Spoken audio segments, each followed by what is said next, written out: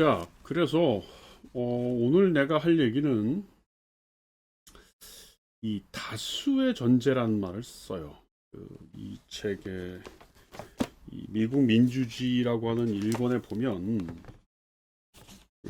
또꾸빌이 여기가 어딥니까? 이 15장에 보면 다수라고 하는 다수의 횡포라는 말을 쓰는데 사실 이게 굉장히 중요한 얘기입니다. 예를 들면 이 책에서는 민주적 전제란 말 썼어요. 데스포티즘 디모크라티란 말 썼어요. 물론 이제 이 미국 민주주의가 먼저 나오고 이게 뒤에 나오는 얘기입니다만, 그러니까 우리는 이제 그 1848년하고 1851년 그 루이 보나파르트가 대통령 선거 단성되는 그 얘기가 워낙 중요하기 때문에 이 얘기를 먼저 했어요. 근데 여기서는 이제 민주적 전제란 말은 뭐냐면 사람들이 투표를 통해서 독재자를 뽑는 거예요. 저 사람이 루이 보나파르트가 대통령이 되면 독재할 거라는 걸 알았다는 거예요. 그래서 농민들이 뽑았다는 겁니다.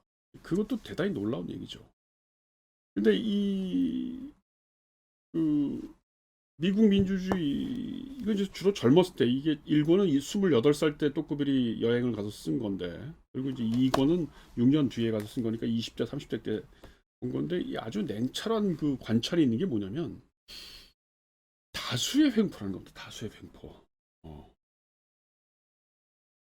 다수의 횡포라는 말이 무슨 말이에요? 여러 다른 사람들하고 나하고 다른 거를 용납을 못 한다는 거죠. 그러니까 이런 거예요. 그러니까 쉽게 얘기하면 그 몇 군데를 읽어봅시다. 이 다수의 횡포에서 이제 뭐 내가 조금 정리를 하는 게 있는데 341페이지 다수는 실질적인 동시에 윤리적인 권력을 가지고 있는데 그 권력은 행동뿐만 아니라 의지에도 작용하고 모든 도전뿐만 아니라 모든 토론까지도 억압한다. 이게 341페이지 나오는 겁니다. 그냥 간단해 보이는 말 같지만 권력은 이 다수의 권력은 행동뿐만 아니라 이 의지에도 장다. 우리 의지를 작동시킨다는 거예요. 또 뭐라고 돼 있냐면 아메리카에서는 다수는 사상의 자유둘레에 엄청난 장벽을 세운다. 같은 페이지 맨 밑에 있는 문장입니다. 이런 장벽의 한계에서는 작자는 자기가 좋을 대로 쓸 수 있지만 그 한계를 넘을 경우에 그에겐 재앙이 올 것이다. 파형을 당할 위험에 처한 것은 아니지만 계속해서 비방과 박해를 받아야 한다.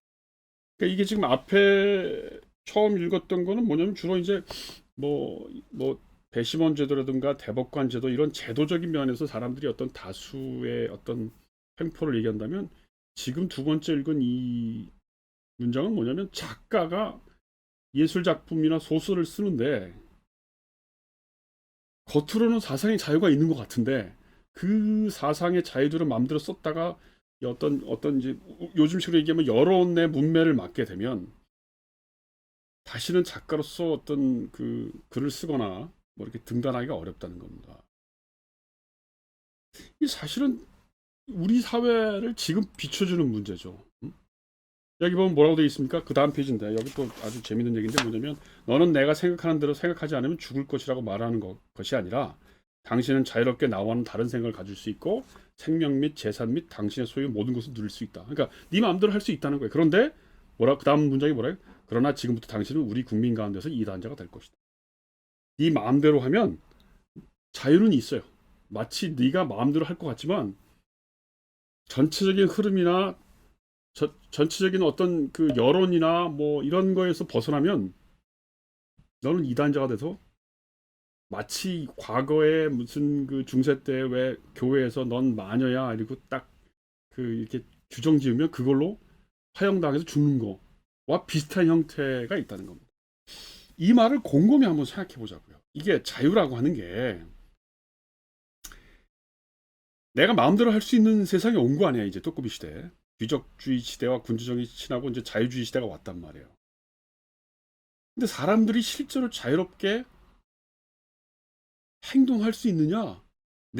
여기 뭐라고 돼 있습니까? 내 의지마저, 내 사상마저, 행동 양식은 고사하고 내 의지나 사상마저 사실은 내 마음대로 자유롭게 행동하지 못한다는 거예요.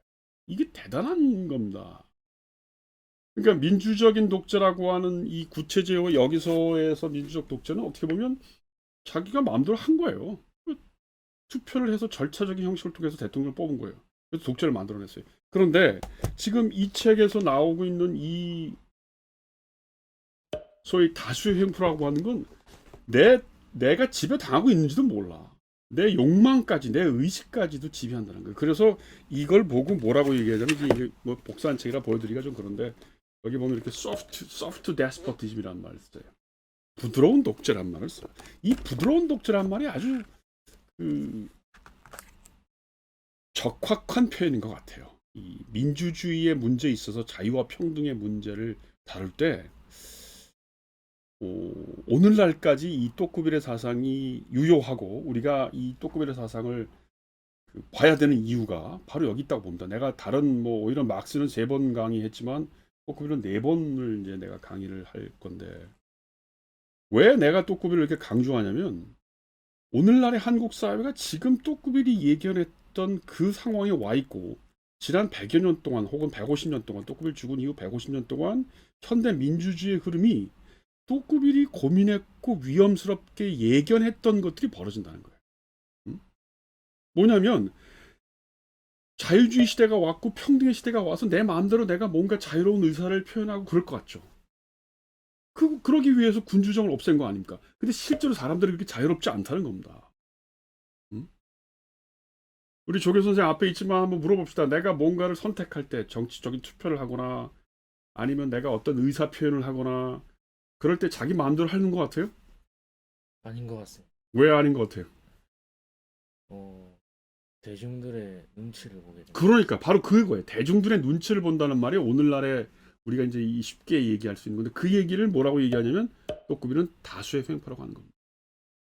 그래서 이 다수의 횡포에서 뭐 여기 지금 나오고 있는 게 뭐냐면 뭐 입법부라 무슨 사법부가 여러 가지 그 어떤 틀을 정해놓고 다수가 뭔가 결정하면 국민들이 그걸 따르지 않게 못 한다고 하는 그런 것도 있고, 여기 보면 341페이지에 보면 뭐 다수의 결정이 다시 돌이킬 수 없고 공표가 되고 나면 그거에 대해서 그거 아니에요 이렇게 할 수가 없다는 거예요. 그냥 뭐 사법부에서 권위 있는 사법부에서 이렇게 얘기했다 그러면 그런가 보다, 뭐 내가 뭘 알겠어 이제 이렇게 된다는 겁니다. 그래서 여기 보면 뭐라고 돼 있냐면 342페이지도 보면 뭐라고 돼 있냐면 아주 중요한 말인데, 군주제는 억압을 구체적인 것으로 만들었다면 오늘날의 민주공화정은 억압을 완전히 마음의 문제로 만들어. 아주 이 두 줄 문장이 대단히 중요한 문제입니다. 군주제는 겉으로 눈에 억압한, 이거 까불면 가만 안 둬? 그 눈에 보였어 억압이. 근데 민주주의가 왔어, 자유주의 시대가 왔다고. 근데 그건 마음을 억압한대. 마음을 억압한다는 게 무슨 말이야? 내가 억압당하고 있다는 걸 모르는 거죠. 그래서 지금 이 다수의 횡포라고 하는 이 주제가 그렇게 길지 않아요. 아주 짧게 뭐 몇 페이지만 써 있는데, 사실은 나는 이 미국 민주주의 1, 2권을 통틀어서 이것이 가장 중요한 그 핵심 개념이고, 이 핵심 개념에 마중하는, 대응하는 게 뭐냐면 미국 민주주의 2권에 이 개인주의라고 하는 챕터가 있어요. 이게 이제 2부 2장에 보면 667페이지, 668페이지 이렇게 돼 있는데, 거기 보면 이런 말이 있습니다. 뭐라고 써놨냐면 이기주의는 맹목적인 본능에 근거한다. 그러나 개인주의는 타락한 감정에서부터 생기기보다는 잘못된 판단에서 생긴다. 그래서 이것은 일반적인 감정에서 생기는 것과 마찬가지로 지성의 결핍에서 생긴다. 개인주의란 말은 없었다는 겁니다. 지금 이 또꾸빌이 이 책을 썼을 때까지만 해도 보통 우리가 이기주의, 넌 이기주의야, 너만 생각해, 이런 말을 썼는데 개인주의란 말이 생겼다는 거예요. 근데 이 개인주의는 내 개인적인 본능에서 생긴 게 아니고 지성의 결핍에서 온다는 겁니다. 이게 굉장히 중요한 얘기예요. 그리고 이 개인주의는 민주주의를 기원으로 하고 있대. 그러니까 민주주의, 자유로운 시대, 평등의 시대가 와서 개인주의가 시작된 것이고, 그 다음 뭐라고 써있냐면 그것은 사회 평등화에 비례해서 확산되고 있다. 사람들이 다 평등하게 돼 있어요. 확산되고 있다는 겁니다. 개인주의화되고 있다는 겁니다. 그런데 중요한 건 뭐냐면 사람들이 이 개인주의 시대에 와서, 자유주의 시대 같은 말입니다. 민주주의 시대에 와서 개인주의가 확산되면서 다른 사람에 대한 배려는 점점 없어지고 자기만 생각한다는 거예요. 자기만. 그러면서 아주 유명하죠. 사소한 쾌락과 물질적인 욕망과 자기의 이익만을 생각하면서 다른 사람하고는 점점 멀어진다는 거예요. 다른 사람에 대한 배려가 없다는 거예요. 그래서 이 책 전반에서 얘기하는 게 뭐냐면 귀족 시대에는 과거의 귀족 시대에는 타인에 대한 관심이 많았고 또 어떤 이 상층 계급과 하층 계급 혹은 귀족과 노예 사이에 어떤 존경심도 있었고 그랬는데 이렇게 자유주의 시대가 오면서 사람들이 점점 자유와 평등을 많이 누리게 됐음에도 불구하고 그래서 신분적인 격차가 없음에도 불구하고 다른 사람에 대한 배려나 없어지고 오히려 어떻게 돼요? 주인을 경멸하고 다른 사람을 질투하고 다른 사람에 대한 사랑이나 존경은 다 없어지고 뭐예요? 우울증에 걸린다는 얘기가 나와요. 이 미국의 민주주의 669페이지, 706페이지에 보면 사람들이 점점 고독한 존재가 되고 심지어는 706페이지 보면 뭐라고 나오냐면 민주국가의 국민이 그 풍요 속에서 겪게 되는 이 이상한 우울증이나 조용하고 편안한 환경 속에서 그들을 사로잡는 인생에 대한 혐오감 이게 바로 이 자유주의로부터 왔다는 겁니다. 프랑스에선 자살자의 수가 많다고 한다. 그러나 아메리카에서 이 자살은 드물지만 정신 이상이 다른 어떤 것보다도 많다. 재밌죠? 정신 이상, 자살, 우울증, 고립 이게 자유주의 시대에 많다는 거예요. 그래서 나는 이렇게 한마디로 얘기하고 싶어요. 이 소위 이제 이 내가 그림으로 하나 그렇게 그려본다면 다수라고 하는 이 여론이죠, 여론. 이게 이제 어떻게 보면 미국 민주주의 일권 일부에 보면 왜 이 소위 이제 공동 신념 뭐 이런 걸 얘기했는데 그게 어떻게 보면 다수의 횡포예요. 다른 사람이 이렇게 결정했어. 다른 사람이 이렇게 한대. 이게 전체적인 대세래. 근데 그 생각에 내가 뭔가 생각이 이거 아닌 것 같은데 근데 말을 못해. 그 말을 못하게 되는 이유가 뭐냐면 내가 보기에 이 미국 민주주의 이권의 전반적으로 흘러가는 것들을 보면 일단 언어나 예술이나 문학 작품이 상품화되고 있는 겁니다. 그러니까 똑같아지는 거예요. 사람들이 비슷해지고 똑같아지고 자기의 생각을 말할 수 있는 기회를 주지 않는 거예요. 그래서 보면 왜 지난 시간에도 내가 얘기했습니다만 문학 작품이라고 하는 게 귀족 시대 때에는 굉장히 깊이가 있고 역사적이고 철학적이었어요. 근데 미국 민주주의 시대 혹은 미국에 와서 보니까 사람들이 문학 작품을 되게 이렇게 가볍게 읽어. 놀라고 재미있고 흥미롭게. 다 사람들이 그런 데서 감동을 받아. 사람들의 감정 구조나 의식이 어떻게 되냐면 베스트셀러, 요즘식으로 얘기하면 베스트셀러에 다 길들여져 있다는 거예요. 그래서 그 베스트셀러에서 길들여지지 않은 생각이나 길들여지지 않는 감정을 표현하면 대부분의 사람들이 뭐 이게 쟤 뭐냐? 그럼 왕따 시킨다는 거예요. 그리고 언어도 되게 저속해. 뭐 철학적이고 뭐 지금 우리가 하고 있는 이런 정치 철학 강의를 들으면 유튜브에서 야, 쟤 너 왜 그런 거 듣고 있냐? 지금 먹방 같은 거 봐야지. 재미있지. 뭘 그렇게 응? 뭐 이렇게 고상한 척하면서 너 정치 철학 강의 듣고 있냐? 홍할정이 뭐냐? 뭐 이러면서 사람들이 우습게 본다는 거야. 응? 그래서 사람들이 점점 어떻게 돼요? 비슷해져 간다는 거예요. 뭐가? 생각과 행동 양식과 감정 구조가 비슷해 간다. 요게 나는 두 가지로 나중에 가고 있다는 거로 봐요. 하나는 뭐냐면 이런 문화적인 것 예를 들면 그런 아까 얘기했던 무슨 소설책 그다음에 이 책에서도 보면 뭐가 나오냐면 예전에 귀족들이 뭐 아주 굉장히 고풍스러운 가구 장식이나 무슨 벽시계 같은 걸 갖고 있다고 한단 말이에요. 그게 부러웠던 거야. 그러니까 하층 계급들이 자기네들도 그거를 하나 사는 건데 굉장히 비슷하고 요즘식으로 얘기하면 짝퉁 같은 걸 사다 놓고 우리도 이런 멋있는 벽시계 갖고 있어 뭐 이런다는 겁니다. 그러니까 문화가 상품화되고 그게 저속화된다는 거예요. 그래서 보면 1930년대 아도르노와 호르카가 썼던 그 계몽의 변증법이라는 책에 보면 나중에 제가 20세기 정치사상을 강의할 때 그 책을 다시 한번 강의를 하겠지만 대중산업이라는 개념이 나와요. 대중산업이 뭐냐면 영화, 라디오, 무슨 연극 이런 것들이 혹은 그림 혹은 음악 이런 것들이 과거에는 그 안에 메시지를 담고 그 어떤 음악이나 예술가 각자의 어떤 특이한 어떤 그 독창성이 있었는데 20세기에 와서는 그게 이렇게 복제가 되고 다 비슷해져 간다는 겁니다. 여러분들 요즘 영화 보세요. 영화. 또 음악 보세요. 어떤 음악이 유행한다 그러면 거의 뭐 춤추고 노래하는 게 비슷해지잖아요. 영화도 비슷하지. 특히 미국 영화 요즘 보십시오. 무슨 뭐 어벤져스 무슨 배트맨 무슨 맨 뭐 다 비슷한 형태로 사람의 감정을 비슷하게 만들어 본다는 거예요. 그게 대중산업론이거든요. 근데 나는 이 또꾸들의 이 미국 민주주의 역설에서 사람들이 고립되고 우울화되고 자기만을 생각하는 그 메커니즘 중에 바로 이런 문화적 상품화와 대중산업의 논리가 이미 깔려 있다. 그래서 그것들이 아도르노가 얘기했던 그런 대중산업. 그다음에 이제 그 부르드웨가 얘기했던, 내가 뭐 부르드웨도 나중에 한번 강의하겠지만 이 책에 보면 이 첫 번째 챕터의 제목이 뭐냐면 귀족 문화 귀족의 칭호와 혈통이란 챕터가 그래요. 이게 뭐냐면 문화적으로 우리가 여태까지 제도나 법적으로는 다 신분이 평등해지고 자유로운 시대에 살고 있다고 생각하지만 부르드웨가 1960년대 70년대를 조사해 보니까 귀족의 문화가 있고 하층 문화가 있다는 거예요. 여전히. 그러면서 지배가 계속되고 있다는 걸 보여주는 겁니다.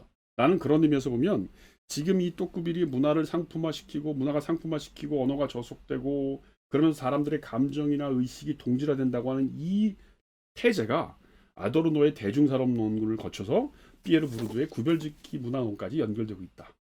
대단히 중요한 얘기를 하고 있다는 거 하나시고, 또 하나의 그림이 뭐냐면 이 내적인 면이죠. 지금 이 문화상품이라고 하는 건 외적인 면이라고 한다면 내적인 면으로 이 사람들이 우울해지고 고독해지고 막 자살 충동이 나고 이러는 거. 이게 어디로 가냐면 이게 프로이드 정신분석학으로 갔다가 뒤르카임의 아노미로 가는 겁니다. 이 뒤르카임의 아노미라는 게 뭐예요? 시대가 변하면서 과거의 규범하고는 전혀 다른 세상에 오면서 사람들이 새로운 규범에 적응하지 못해서 뭔가 정신적인 혼란이 오고 그래서 자살이 온다는 거 아닙니까? 그게 아노미 아닙니까? 나는 지금 이 또꾸빌이 얘기했던 그런 정신 이상, 우울, 그리고 자살 얘기까지 여기서 하고 있단 말이에요. 그게 뒤르카임의 아노미로 연결되고, 그게 나중에 이제 1960년대쯤 되면 이런 책으로 가는 거죠. 이거 아주 유명한 책입니다. 이 라이즈만의 고독한 군중이라고 하는 책.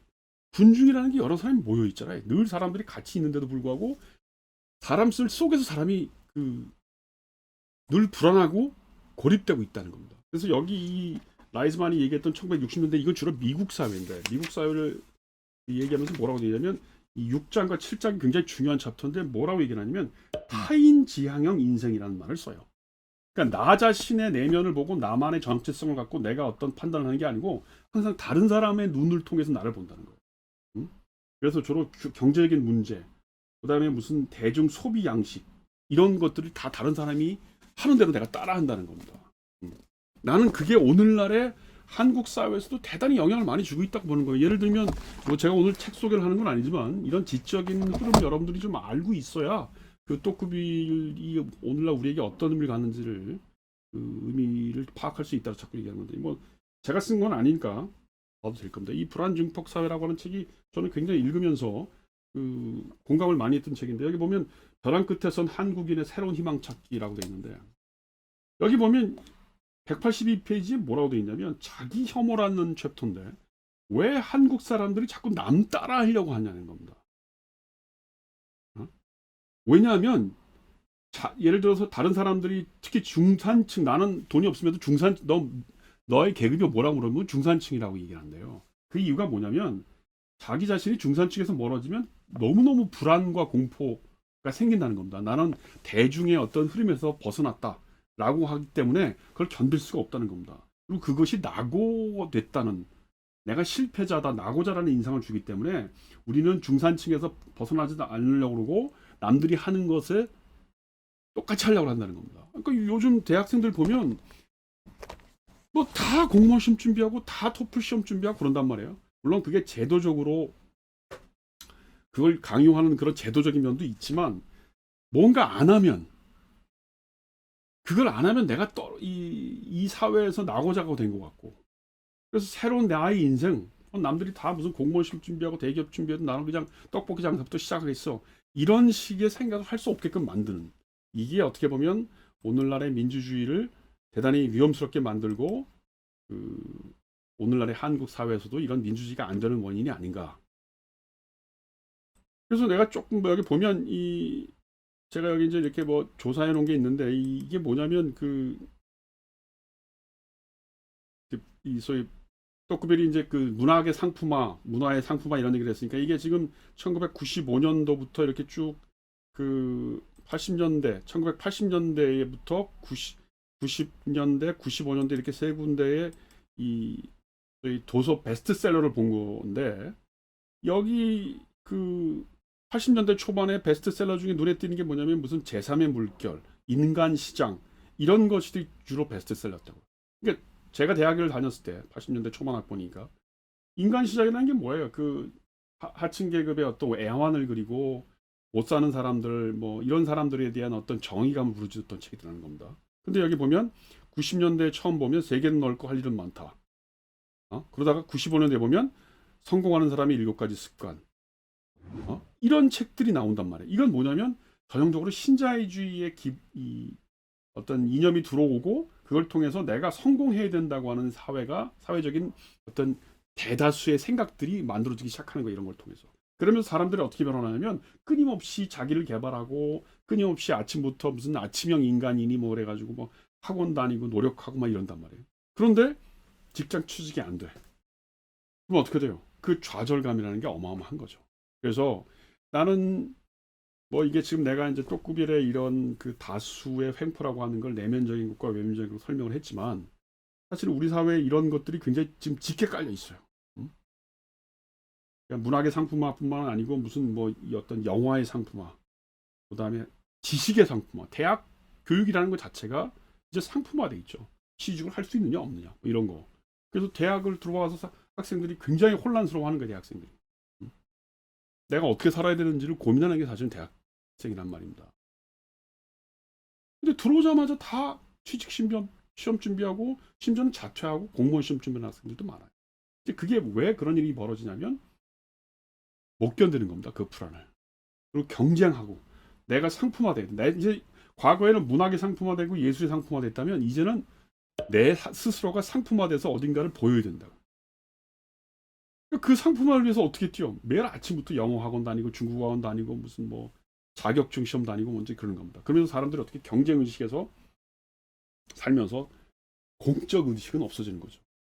그러니까 이 또꾸비 하고 싶은 얘기가 뭐냐면 자유주의 시대가 왔어. 네 마음대로 하라는 거야. 근데 그 네 마음대로 하라고 하는 그 자유주의와 그다음에 우리가 모두 평등하다는 그 평등의 시대에 내 마음대로 할 수 있는 사람이 점점 없어진다는 거예요. 오히려 제도적으로는 중앙 집권화된 국가, 그다음에 문화적으로는 어떻게 돼? 대다수의 어떤 여론들, 근데 그것이 조작된 여론이죠. 어떻게 보면 뭐 상품화된 여론 이런 것들에 의해서 사람들이 저건 나하고 다른데 난 이렇게 살고 싶지 않은데라고 하는 생각이 있어도 그걸 표현을 못해.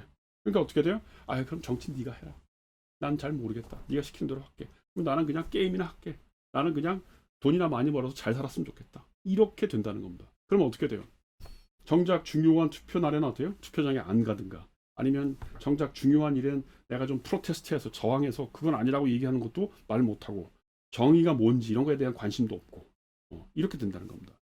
그래서 사실은 토크빌이 이제 중요하게 생각하는 거는 이런 그렇게 우울해지고 고립된 인간이 좀 공적인 인간으로 되기 위해서.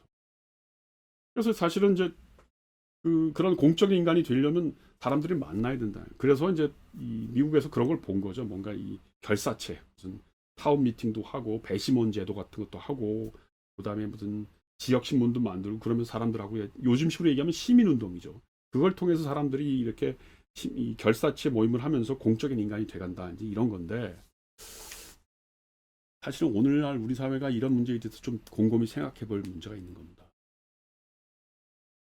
사실은 우리가 87년 항쟁을 통해서 자유민주주의의 1인 1투표제라고 하는 제도적인 민주를 완성했지만 지금 30여일 지난 지금 과연 한국의 민주주의가 제대로 되고 있느냐? 오히려 사람들이 투표권을 갖고 자유의 권리를 가졌지만 실제 자유의 권리를 행사하는 사람들이 점점 적어진다는 거예요. 그리고 대학생들도 제가 대학 다닐 때는 뭐 국가의 문제라든가 사회 문제에 대해서 고민을 했는데 이제는 뭐 나쁜 건 아니지만 뭐 등록금 돌려달라 아니면 무슨 뭐 나한테 뭔가 혜택을 달라 이런 식의 어떤 학생 운동의 이념도 많이 그렇게 사소한 것으로 많이 좀 축소된 거 아닌가 하는 생각이 든다는 겁니다.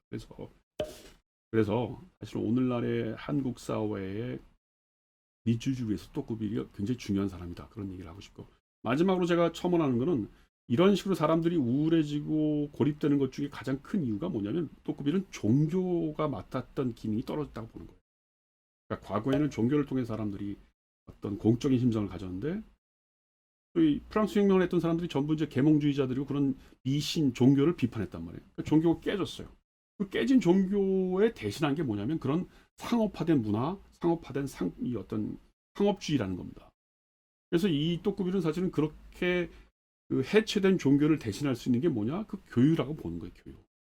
근데 한국 사회로 다시 오면 한국에서는 뭐 종교가 그렇게 큰 역할을 했던 기억도 없고.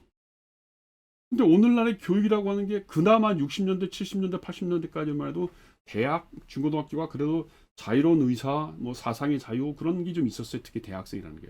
근데 90년대 이후, 2000년대 이후 신자유주의가 오면서 이 대학이라고 하는 게 이제 경쟁 위주, 취업 위주로 이렇게 변하면서 대학을 들어와서 학생들이 무슨 철학을 하고 역사를 공부하고 그럴 기회가 점점 없어졌단 말입니다. 그러면서 사람들이 이제 점점 개별화되고 그러면서 정치적인 공적 의식은 사라지고 그러는 거 아닌가. 그런 의미에서 제가 이 또꾸비를 교육 문제와도 관련시켜서 대단히 중요하다고 보는 겁니다. 2020년 한 10개월 동안 제가 네이버라고 하는 그 사이트에서 오디오 클립이라고 하는 그 방송 채널이 있었어요. 네이버의 오디오 클립에 보면 홍성민 교수의 열린 생각이라고 하는 제목으로 제가 한 10개월 이상 그 교육 문제에 대해서 강의를 한 적이 있는데 거기서도 제가 또꾸빌 얘기를 한 적이 있습니다. 그리고 한국 사회가 어떻게 교육을 풀어가야 될지 뭐 그런 얘기를 한 적이 있는데 뭐 그런 걸 좀 참조해서 이걸 보길 바랍니다. 자, 오늘 여기까지 하겠습니다.